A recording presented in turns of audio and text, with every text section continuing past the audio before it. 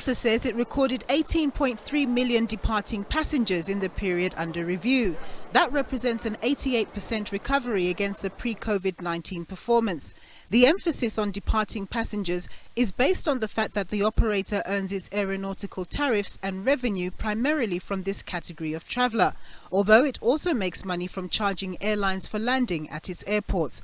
The company also saw an improvement in its non-aeronautical revenue, up 12% at 3.4 billion rand. This speaks to the revenues made from the commercial partners ACSA rents out space to at its various airport precincts. Drivers behind the performance is really the growth in traffic. And what we've seen is a sterling recovery in terms of the traffic performance globally. We are currently sitting at 88% of our traffic performance of 2019, and the rest of the globe is at 92%. So we're tracking very closely to global traffic performance ourselves as airports company, and that's the one thing. But in essence, the second driver is actually non-aeronautical revenue. And in the non-aeronautical revenue area, we've really overshot quite considerably, almost $500 million more than we targeted ourselves. It has continued to employ some of the cost-cutting measures it was forced to make during the COVID-19 era when traffic volumes were drastically cut, but that now its operating expenses are beginning to pick up. Operating costs are now 13%. That's not to be worried about because we're coming off a low base where we have capped our operating costs quite significantly.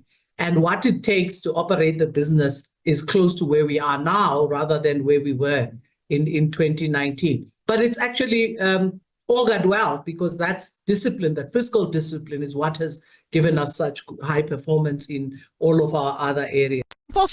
That maritime disruptions in the Red Sea area had bode well for the aviation industry, with air cargo seen up 1% as the industry took up some of the slack that would ordinarily have traversed through the Suez Canal and the Red Sea.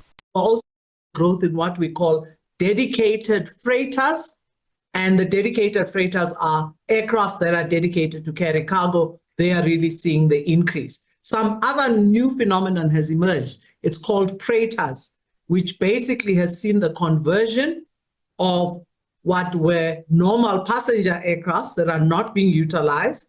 They're taking out the seats and they're converting them to cargo aircrafts, which augurs well all around for air cargo. So we're benefiting multifold from that particular effect. Good for airports, good for airlines, and a surging growth that we've actually seen. It's been given permission by the economic regulator to raise 21.7 billion rand over a 5-year period through an increase in tariffs. 81% of that increase will be dedicated to the refurbishment and rehabilitation of its airport infrastructure, with the balance going towards capital expenditure. In the year under review, ACSA invested just over 550 million rand in capital expenditure, but has indicated that with the need to cater for expected growth, that number will be going up. So we do want to expand significantly, but we've paid the price by doing all the planning now, preparing the teams, getting the engineers in place, making sure the designs are done, because next year, in fact, our capex increases to 2 billion, and we must be ready to execute it effectively and deliver that much needed growth in the asset base in order to cater for the growth generally in the aviation sector. Forward, its growth will be underpinned by innovation and sustainability.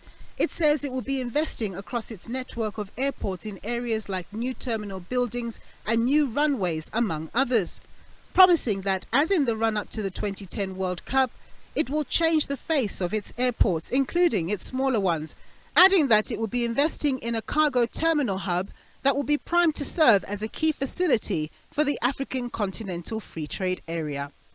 Mpumi Mpofu, SABC News, Johannesburg.